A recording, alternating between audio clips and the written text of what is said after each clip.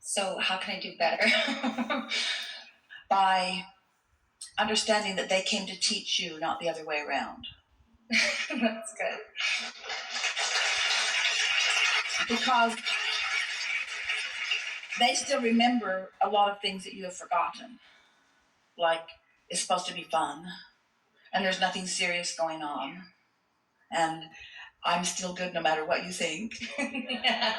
Yeah. Things like that. Yeah. So can I get more specific? Yes. So I homeschool my son. Yes. He's almost 9 years old. Yes. His father and I have been split up for 5 years. Why do you homeschool him? I think it started for reasons that are different from why I'm homeschooling him now. But I think the big reason is because I think he gets to be more of who he really is, and he has more freedom to explore who he is when he's not sitting at a desk and told to sit still for 6 hours That's a day. That's a really good reason. Yeah. Yeah? And I think he understands that he has a really good school opportunity, but when it's time to actually be schooled, because I am his teacher, there's a lot of resistance there. Do you make him sit at a desk? Yeah. So not much. So not very much changed, did it? But not for as long as I try to make it short. I try to make, just a short period of desk time. Should I take away the desk all the way? We're just playing with you a little bit, but there isn't anything in the world wrong with asking someone to segment and tend and to choose this segment in which to focus. And it might be helpful if you would point out that this is a segment where we're going to think about these things and see how far we can go with the thought. And this is a segment where we're going to think about these things. It's really a matter of communication. Don't sneak up on him. So consistency will really help, because one of the things that parents often do that causes friction between them and their children, or anybody really, is that they forget that their children are independently focused and they have their own momentum going towards something. And so then all of a sudden, hey, it's time to come to the desk and think about this, which means put the brakes on whatever momentum you've got going and now come and focus upon what I've got going. Nobody can do that. And so making the plan in advance is really helpful.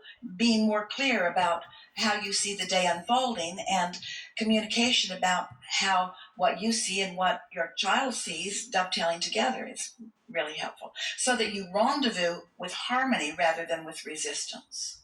The thing that we think would serve everyone who's interacting with anyone, which means everybody, the thing that would serve you the most is to understand that there is this thing called momentum, and everyone's got it going on based upon their thoughts, and no one should ever expect anyone to change streams instantaneously. In other words, give them a chance for their train to slow down, for it to slow down enough that you can jump on with them.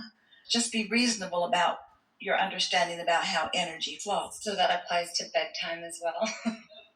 When it's time for bed and he wants to stay up till midnight and I'm tired at 9, it's the same idea. Oh, so you need to go to sleep because I'm tired? So tell me more about how to handle that. It's interesting, isn't it, how so much that you want from your children is really about what you want for yourself. And they can smell that rat. They can feel the injustice in that. I feel it too. It's, Mom, it's not my fault you stayed up late and now you're tired at 9 o'clock. I'm not tired. So what would happen if you went to sleep and he didn't? He would maybe stay up till 2 a.m. on the iPad. And then what would happen? Maybe he would sleep in till 11 o'clock the next day. But what if desk time was at 8? Consistently. He would be more tired at night, maybe. For a while, until he figured that out. Words don't teach, it's only life experience that teaches. And so we understand your quandary, and it's an interesting one when you're playing with the likes of us, because we're promoting freedom for everyone. And parents want freedom for themselves but not for their children. I want freedom for him. But it's limited. It's not supposed to be. But it kind of keeps working out that way. So what would happen if you gave your son the opportunity to find his own pattern of sleep? Since he really doesn't have to dovetail into a school system, so he doesn't have to get up at 6 o'clock to be ready for this or this or this or this. What would happen if you let him identify what patterns work best for him? Probably work really well. And how would it hinder you? Are there places that you need to be? If he follows his freedom, does it hinder yours? Sometimes. You're asking me now? Yeah. Now I think that if I line myself up, probably no, but I stay really busy and I do demand him to stop his momentum a lot, and so that's really helpful. And so now you're thinking in terms of co-creating, which means some cooperation. But it's not an easy thing to find cooperation out here because, Mom, I want to do this and I want to do this and I want to stay up and I want to do this, and Son, I want to do this and I want to do this and I want to do this, and you can see how sometimes it doesn't mesh. But what if in all of that banging around, not just between the two of you, but between all of you and all of you, what if, as you are having experiences with him and he's having experiences with you and others, what if you were shooting off rockets of desire to your vortex? And what if he was doing the same? And what if his desires said things like, I want to learn so much and I want to understand so many things and I want to have a really good life and I want to feel happy every day? And what if all of those intentions for him were the same kinds of intentions that you had for him and for you? And what if you've launched all of these intentions into your vortex, and what if your inner being and his inner being know that and know you and know how to inspire each of you to that kind of cooperation? In other words, what we're asking is, what if the cooperation that you're seeking between the two of you and the life that you're living is being created in the vortex when you're not doing a very good job of it out here in the physical action world? What if? Just consider that. So, have you considered it? And can you accept it as real? Just for a moment. Just go with us for a minute and accept it as real. Our inner beings know what we want, know where it is, know how we can get to it, and know our path of least resistance to get us there. You believe that? So, you got to do one thing and one thing only. You got to be in the receptive mode so that you can receive the impulses. And he's got to be in the receptive mode so that he can receive the impulses. So, can you get in the receptive mode if you're worrying about what time he's going to bed? No. Are you in the receptive mode if you're trying to dictate the circumstances?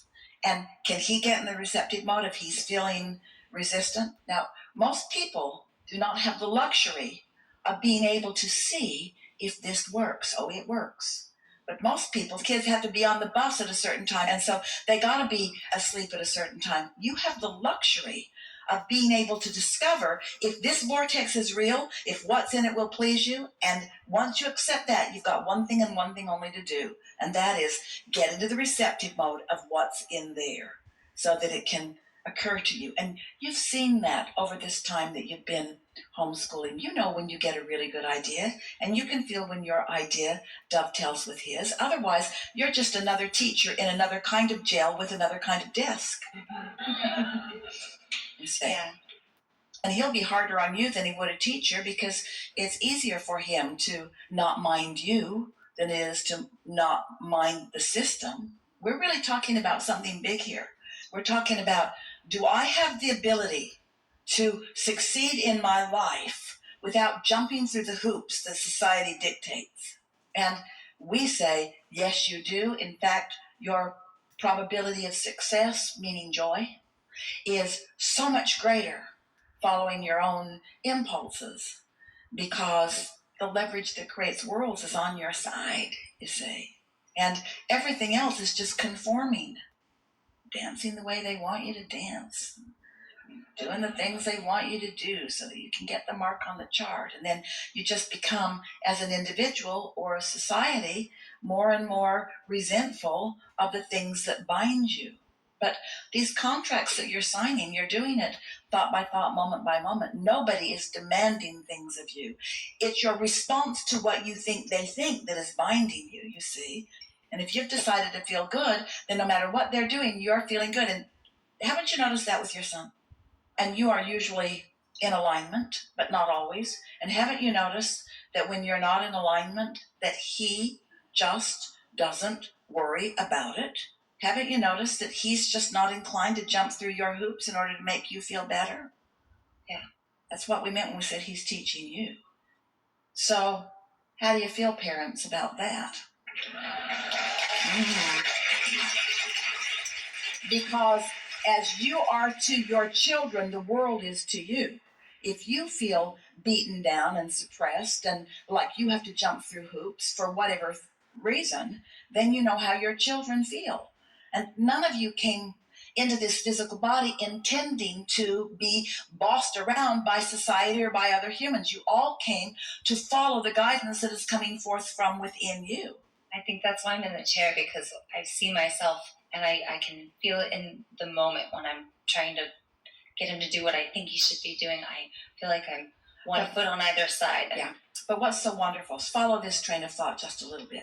You went to bed the night before and you acknowledged that your momentum would subside while you slept. When you got up in the morning, you acknowledged that it's a new day and that you can get momentum going pretty much the way you want it to, because it's a new day. And because you care about that, and you're feeling pretty good, you meditate early in the day and you quiet your mind and you tune into who you are. And maybe you receive a thought and maybe you don't. Maybe it's new to you and so you don't. But maybe you've been into it long enough that you feel this thought pop into your head and it feels like a really good idea to you. And so you follow through on that idea. And because you're tuned in, tapped in, turned on when you got the idea, it's an idea that satisfies everything in your vortex, which means you and your relationship with your son and your teaching and your schooling and all of the things that matter to you about that. And so this idea is a winner and you know it. And so you wait for perfect timing and express it, and you get almost immediate cooperation from your co-creative son partner. And now this day unfolds where your ideas are flashing, so are his. Things are unfolding. It goes so much further beyond anything that you had thought up. In other words, you didn't plan this day. You and your son are living this magical moment where the entire universe is cooperating with the two of you, letting you know how important you are and how powerful you are, and both of you feel more blessed than you've ever felt before. And once that little phase of your experience is past, it might be 2 or 3 hours only, maybe not even that long, you have the satisfaction of knowing that you witnessed the power of alignment and the blending of vortices. This is the way it works. And then every night you go to bed, every morning you wake up. Sometimes you get more inspired than others. You feel the cooperation not just of your son, but of the entire universe. And you teach him how to tap into the magic. You teach him who he really is, you see. You encourage him to do the same thing through subtle words, not domineering lectures of this is what you need to do to live happily ever after, but by watching when he's doing some of it and amplifying it back to him and letting him know what a good teacher he is and how happy you are that the two of you get to co-create together like that. When you tap into this, it's not magic, it's normal, but it feels like magic because most people aren't allowing that much of it. When you let the universe yield to you in the way that it will, and you consciously witness it, and you understand it based upon what you did on purpose. My momentum subsided in the night. I woke up knowing that. I meditated and I tuned in and I received a thought and I followed through on it. And it went this good way and this good way and this good way and this good way and this good way. And then you just do that over and over again for the rest of your life. And your son tells his friends, yeah, my life's sort of magic. And they say, what do you mean? And he says, I get to do what I want. And they think, oh man, you've got a really cool mom. She lets you do what you want. And none of them really understand that it's already been mixed together like this delicious cake in the vortex. And the two of you are just co-creatively discovering what you both want to do.